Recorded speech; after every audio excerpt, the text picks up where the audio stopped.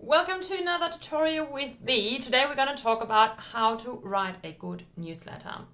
So firstly, I want to say to you, it's really important that you look at your audience, who is in your audience and what do they want to read, right? Because it might be sometimes worth separating your audiences and do different newsletters, depending if you're a larger organization or like the topics that you're writing about. But obviously you should be relevant to those people that are reading your newsletters, right? So that's number one, just to really have a holistic approach about it, not just bombard people with emails that they may never want to read, right? So just be strategic about it, because in the long haul, this will not help you. Then, you probably guessed it, the subject line is really important. If you have, let's say the subject line would be September newsletter, who's going to read that? Like, who's going to open that? Like, yes, they may know you and then they're interested in that, but you need to have something that is really speaking to them, that is really getting them. And ideally, you also, if you can, incorporate their name into it. You know, you can have placeholders in your newsletters. So you can insert that, like for example, on MailChimp, it's F name. So you can insert that and integrate it like that. So it really makes it a lot more appealing and people are more interested in opening it because it seems more personalized, right? Then following on from that, have a strong subject line, not a strong opening line, I wanted to say. So something that they're interested in, or if it's more on a personal note, it might be something what you've been up to lately. A lot of people are interested, particularly if they don't know you, what's going on in your world? Have you grown, or like have you been on a holiday, or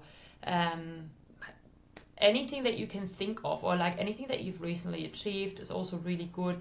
Don't make the intro too long, and obviously don't make that part too long because people don't want to hear all about you. They want to get value from this newsletter, and that's why they're here, right? So that's the next point, really. Like, you want to focus on the value. What is the point of delivering this to them? What would be like something that would be really interested in reading? So for example, at Be Thriven, we structure our newsletter always with our monthly blog or tutorial, and then you would have a tip from us, and then maybe some other industry news or news from Be Thriven, so they're in the loop. What's going on at Be Thriven? So this is really this is a really good strategy because like you have a bit of everything in it. It depends, of course, like what the purpose of your newsletter is. If you are selling something, you would do it differently, right? Like if you are selling, Be Thriven is a service-based company. If you are selling chocolates, for example, like you would be doing something a bit different, right? But this is just more like for professional services, the structure that I just gave you. And also make sure that you have it set up correctly, like that like it's not just wild, like the formatting of the newsletter should also look organized. Not one picture larger than the other, or like one text super long and then the next one is super short. Like, just make sure it looks sort of, it's aligning, it's symmetrical in a way, like, if you know what I mean. Like, I don't mean this pedantically, but people don't also like to read too long newsletters because they lose interest. The attention span, I heard this morning, is apparently 4 minutes now. So and the way we're going is probably going to go down, so therefore, yeah, just bear that in mind. Also include images. So that's, I just kind of mentioned just that already, but use something like like the team, that people like to see people, but like what the topic that you're talking about in your sections of the newsletter, what is this about? Try to incorporate your graphics in there. And then also, this is not to be forgotten, and we see it all the time though, have a call to action, a CTA in your newsletter. So after each section that you have, what are they supposed to do? Should they be going to your website and looking at something? Should they be going to your blog? Should they be locking in an appointment with you? What is it that you want from them that they should be actioning on at that very moment?